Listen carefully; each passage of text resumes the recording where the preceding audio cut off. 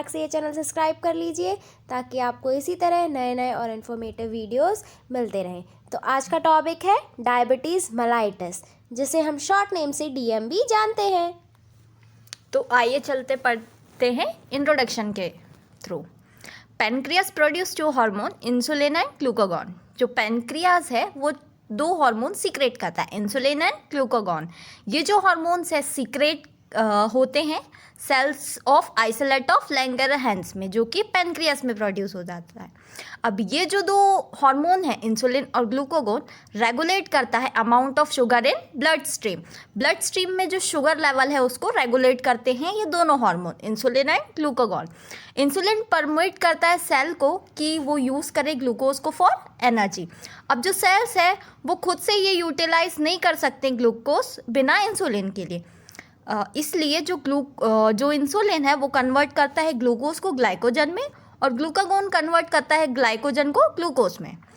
अगर डेफिशिएंसी होती है इंसुलिन हार्मोन की तो ये कॉज कर सकता है ग्लूकोज लेवल का बढ़ना ब्लड स्ट्रीम में, जिसके कारण हाइपरग्लाइसीमिया हो सकता है। उसी को हम डायबिटीज़ मेलाइटस कहते हैं।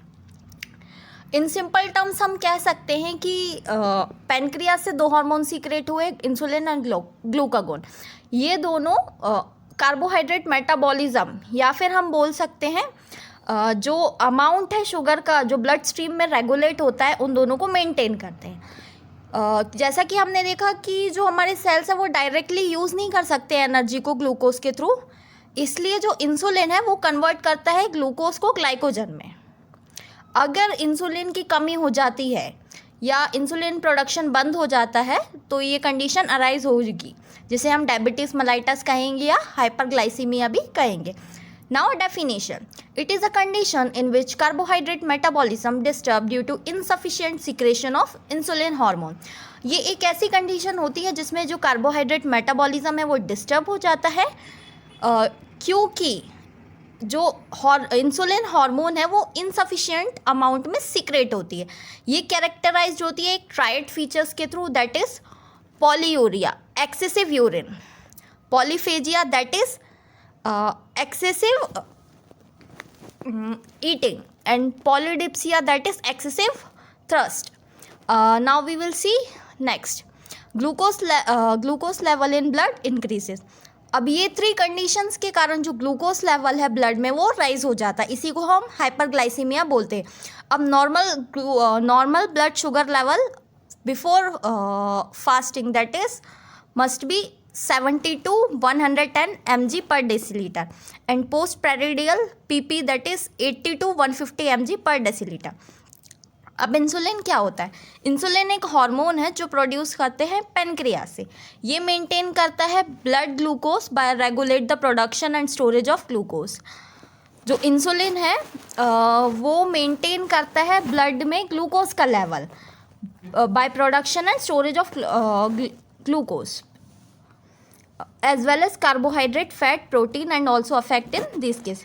अगर हाँ, जैसा हमने देखा कि ये कार्बोहाइड्रेट मेटाबॉलिज्म में डिफ्लेक्शन लाता है जिसके कारण मेटाबॉलिज्म नहीं होता है, तो हम ये नहीं कह सकते कि सिर्फ कार्बोहाइड्रेट में ऐसा हो सकता है, वो फैट, प्रोटीन और फैट प्रोटीन मेटाबॉलिज्म को भी अफेक्ट करता है।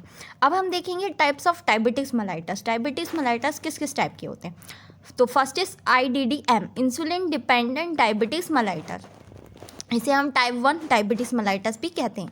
इस कंडीशन में जो पेशेंट है वो इंसुलिन एंडोजीनियस अमाउंट में, मतलब जितना उसको सफिशिएंट अमाउंट में इंसुलिन बनाना होता है वो नहीं बनाता है, ये मेनली होता है destruction of pancreatic beta cells bye genetic, immunological and environmental factor. वहाँ के जो नेचुरल जो सेल होते हैं पैनक्रियाटिक बीटा सेल्स होते हैं जो जिनका नाम है सेल्स ऑफ आइसोलेट, वो सीक्रेट करते हैं इंसुलिन।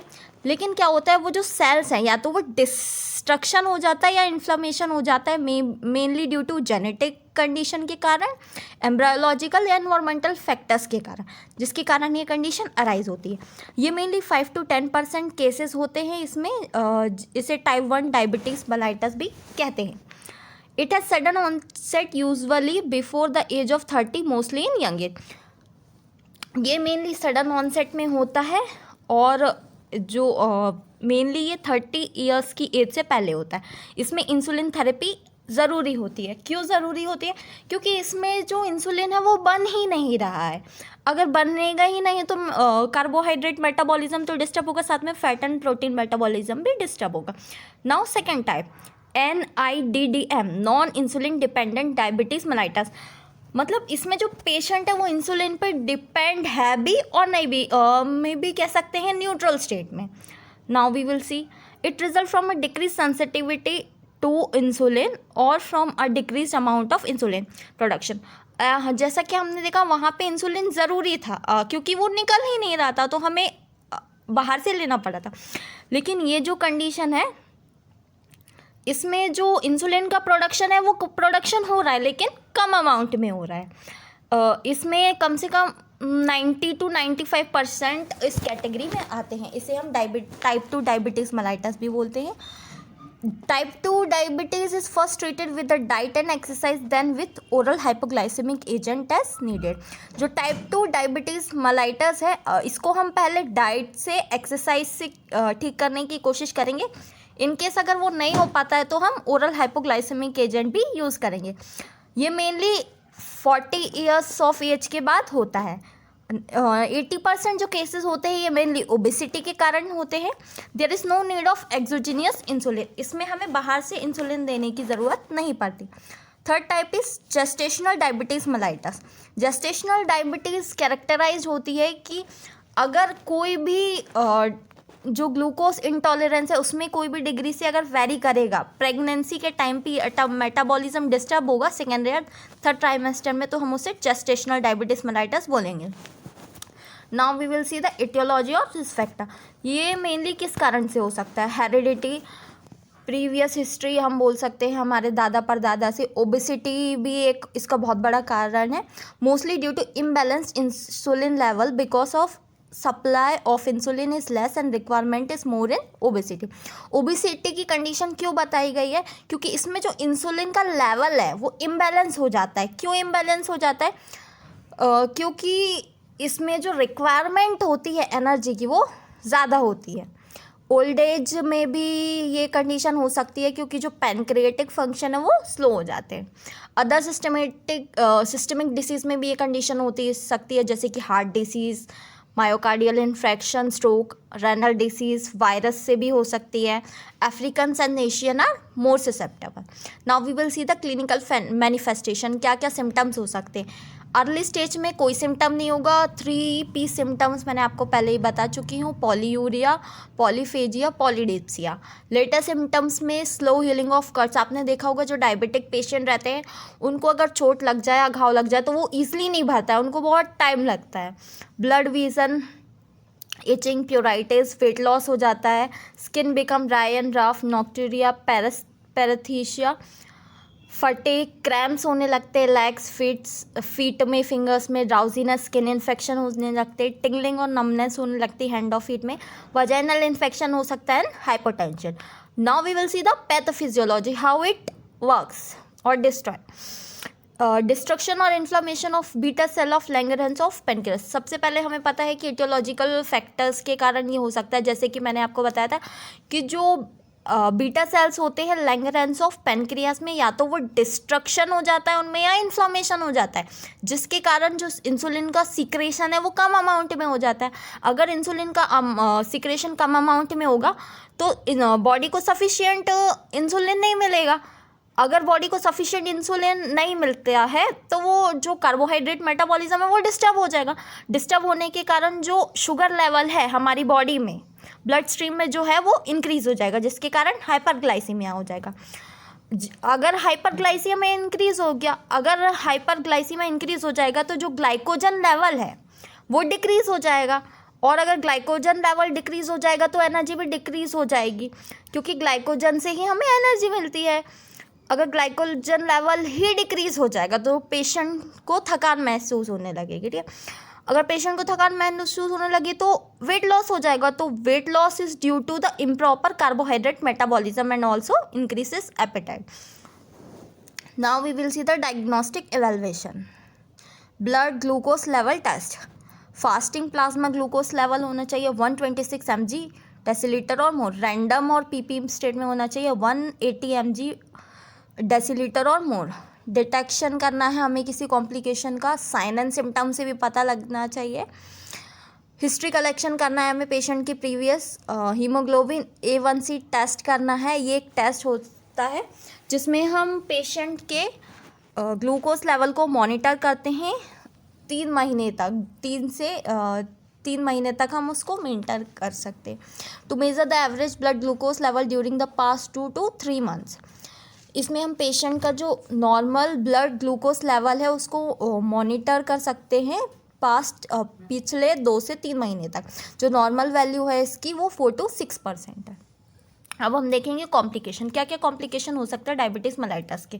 तो पहला है किडनी डिसीज़ में हो सकता है albuminuria, high blood pressure, oedema in legs, uraemia.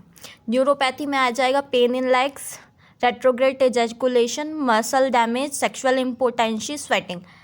Arteriosclerosis भी हो सकता है। इन्फेक्शन में टॉन्सिलाइटिस, अपेंडिसाइटिस, निमोनिया, ट्राइलेलाइटिस। प्रिवेंशन एंड कंट्रोल में देखेंगे कि हम कैसे इस डिसीज़ को प्रिवेंट कर सकते हैं। तो ये थ्री वेज में हम इसको प्रिवेंट कर सकते हैं। पहला डाइटरी मैनेजमेंट, दूसरा exercise, third is insulin therapy. Specimen outline diet होनी चाहिए 8400 किलो कैलोरी से। मैनेजमेंट में देखेंगे हम सबसे पहले फार्माकोलॉजिकल मैनेजमेंट। फार्माकोलॉजिकल मैनेजमेंट में हम इंसुलिन इंजेक्शन देंगे according to the blood sugar level के अकॉर्डिंग। ये मेनली खाने के आधा घंटे पहले देंगे, thrice in a day. Hypoglycaemic drugs भी हम दे सकते हैं, that is pioglitazone, hydrochloride, metformin जो कि पाइगोनाइट्स की कैटेगरी, और ग्लिम्पिजाइड जो second generation sulfonyl urine. Dietary management में हम देखेंगे sufficient quantity of diet is necessary to satisfy appetite of patient. Sufficient quantity में हमें पेशेंट को डाइट देनी है ताकि उसकी एपिटाइट है जो सेटिस्फाई हो जाए। About half energy should be get from carbohydrate. हमें कम से कम आधी जो इतनी डाइट प्रोवाइड करनी है कि जो उसकी हाफ एनर्जी है वो कार्बोहाइड्रेट से आनी चाहिए, 1/3 एनर्जी फैट से आनी चाहिए और 15 to 20% प्रोटीन से आना चाहिए। Meal should be taken at regular time. जो मील्स है वो प्रॉपर रेगुलर टाइम पे लेना चाहिए। अगर मील्स लेट हो जाएगी तो वो हाइपोग्लाइसेमिक अटैक भी कॉज कर सकते हैं। यहाँ पे हम पेशेंट को और कैसे बता सकते हैं, उसकी कंडीशन कैसे रिकवर कर सकते हैं प्रिवेंशन में। सबसे पहले तो हम पेशेंट को मॉनिटर करते रहेंगे, उसकी कंडीशन को एक्सरसाइज करने को बोलेंगे, न्यूट्रिशनल मैनेजमेंट के, डाइट थेरेपी में एजुकेशन प्रोवाइड कर देंगे regarding the disease condition, treatment and prevention, और फार्माकोलॉजिकल थेरेपी देंगे। यहाँ पे डिस्ट्रीब्यूशन ऑफ डाइट दिया है अकॉर्डिंग टू कैलोरी, कितनी कैसी डाइट हमें पेशेंट को देनी है कैलोरी के अकॉर्डिंग। जैसे कि यहाँ पे दिया हुआ है 304 ग्राम कार्बोहाइड्रेट हमें देने हैं, 78 ग्राम हमें प्रोटीन देना है, 25 ग्राम फैट देना है सैचुरेटेड फैट, रिमेनिंग 48 फैट देना है। Now we will see the nursing management. Nursing management में क्या बताना है, हमें पेशेंट को बताना है कि उसको प्रेस्क्राइब्ड मील प्लान लेना है जो हेल्प करेगा पेशेंट को उसका शुगर लेवल मेंटेन करने के लिए। हमें असेस करना है पेशेंट की कॉग्निटिव और सेंसरी इम्पेयरमेंट, कि वो कहीं इंटरफेयर तो नहीं कर रही है दूसरी कंडीशन से वाइल एडमिनिस्ट्रिंग इंसुलिन। हमें डिमॉन्स्ट्रेट करना है और एक्सप्लेन करना है procedure for insulin self injection, ताकि अगर उसको इंसुलिन थेरेपी चल रही है तो वो सेल्फ इंजेक्शन कर सके। रिव्यू करना है डोसेज और टाइम ऑफ इंजेक्शन का, मील्स के अकॉर्डिंग की activity, bed time based on the patient individual insulin regimen. Instruct करना है डेली रूटीन के बारे में पेशेंट को, कि उसको प्रॉपर केयर लेनी है, फीट की और प्रॉपर फुट केयर प्रोवाइड करनी है। Instruct and teach the patient to inspect shoes daily, be feeling the inside of shoes for irregularities in the lining, sharp object in the roll of shoe to reduce the risk for injury. हमें patient को inspect करना है patient के shoes को daily, कि कहीं जब वो शूज़ पहन रहा है तो उसे अंदर से इरेगुलरिटीज़ तो नहीं हो रही है, जैसे कि पिन और शार्प ऑब्जेक्ट्स जो हैं वो चुप तो नहीं रहे हैं, जिससे कारण पेशेंट को कोई इंजरी ना हो जाए। हमें इंस्ट्रक्ट करना है पेशेंट को कि वो अपने अप्रोप्रिएट साइज़ का फुटवेयर यूज़ करे ताकि उसके जो फुट है वो कंफर्टेबल हो। हमें इंस्ट्रक्ट करना है पेशेंट को कि वो उसके नेल्स हैं वो ट्रिम करके रखे। हमें इंस्ट्रक्ट करना है पेशेंट को कि वो इम्पोर्टेंस जो है इंसुलिन थेरेपी उसकी एक्यूरेसी को मेंटेन करे और टाइमली अपना इंसुलिन थेरेपी ले ताकि हाइपोग्लाइसीमिया ना हो। Explain the importance of exercise in maintaining और रिड्यूसिंग वेट।